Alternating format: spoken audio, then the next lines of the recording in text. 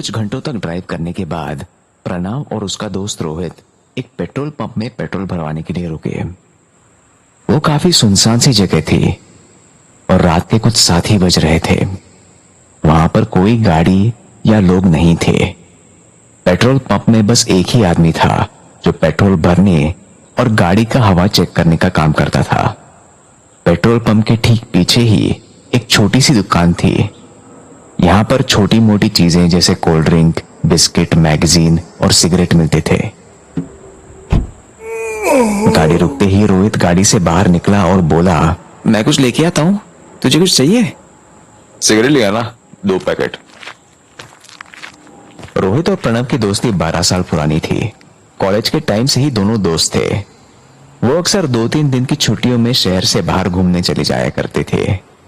इस बार उन दोनों ने जो जगह चुनी थी वो शहर से 12 घंटे दूर थी और वो भी इतने सुनसान में। जैसे ही रोहित उस दुकान के अंदर घुसा तो उसे एक अजीब सी बदबू आई। उसने चारों ओर देखा और उसे दुकान में कोई भी नहीं दिखा। पूरे दुकान का चक्कर लगाने के बाद उसने कुछ चिप्स, कोल्ड ड्रिंक्स, पानी की बोतल और कुछ बिस्किट उठा लिए। रोहित ने अपना सामान दुकान के काउंटर पर पटक दिया और किसी कैशियर को ढूंढने लगा। ये उनका दूसरा स्टॉप था और शहर से दूर आते आते सारी जगह और ज्यादा सुनसान होती जा रही थी।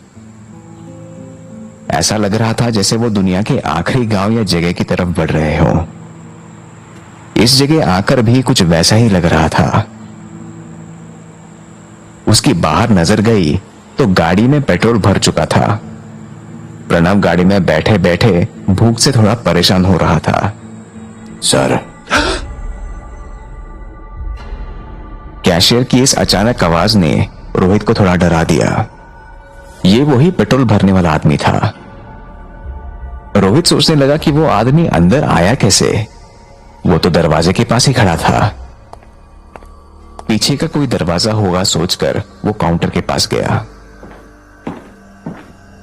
भैया, इनका बिल कर दो और 2 पैकेट सिगरेट भी दे दो।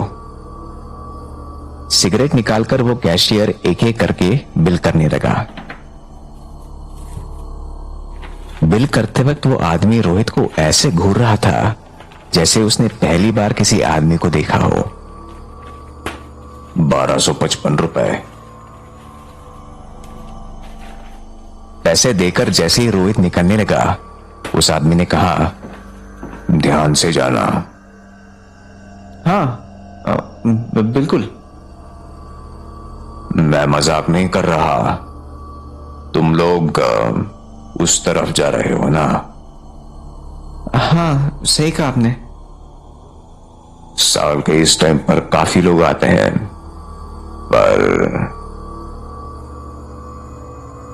पर क्या? हर कोई अपनी मंजिल तक नहीं पहुंचता। बस ध्यान रखना और किसी को लिफ्ट मत देना। कुछ भी हो जाए, किसी भी अजनबी को गाड़ी में मत बिठाना। तुम्हें लगेगा चलो लिफ्ट दे देता हूं, पर ये वो लोग नहीं जो तुम सोच रहे होगे। ये कुछ अलग ही लोग हैं, बल्कि शायद लोग भी नहीं है।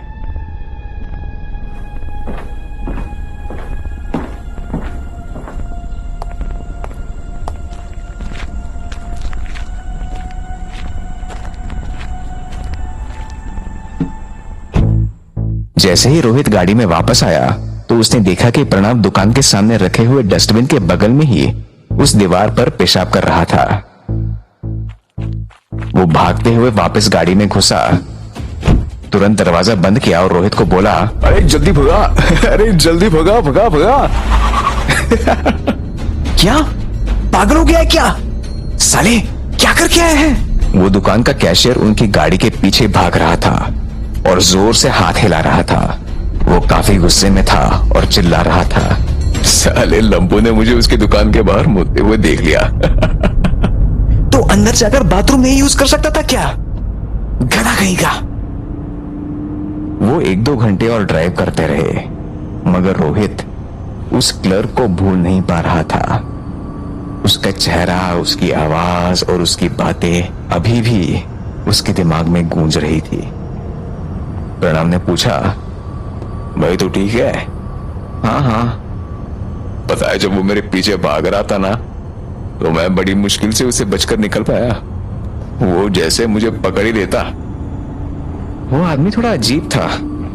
उसे हम लोगों की काफी चिंता हो रही थी। बोल रहा था किसी को भी लिफ्ट मत देना। आए आए, क्या बात है, इतनी चिंता? अगले घंटे तक वो सीधा रोड पर बढ़ते गए।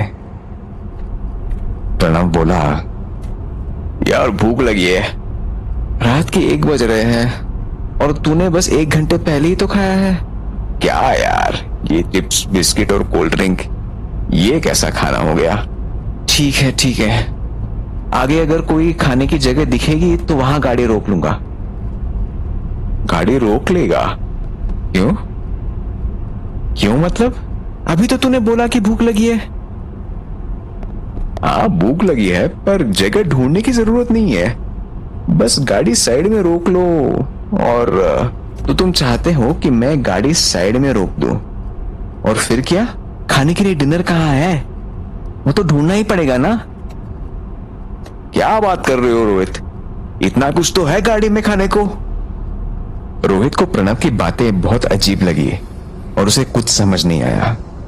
और जैसे ही उसने गुस्से से प्रणव की ओर देखा तो उसकी हालत खराब हो गई और ऊपर से नीचे तक वो पूरा पसीने में तर हो गया। प्रणव का चेहरा बदल रहा था। उसकी आंखें पूरी सफेद हो गई और उनमें से एक अजीब सी रोशनी आ रही थी। उसकी नाक गायब हो चुकी थी और उसकी जगह बस एक लंबी लकीर थी। उसके कान गायब हो चुके थे और उसका चेहरा पूरा खून से सना हुआ था।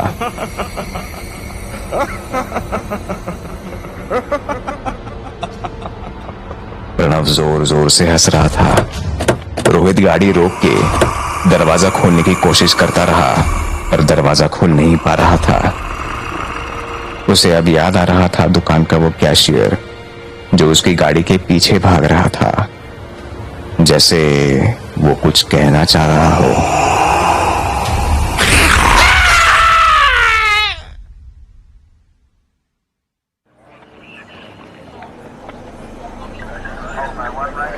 अगली सुबह पुलिस को कार में बस रोहित के बाल और कुछ कपड़े के टुकड़े मिले।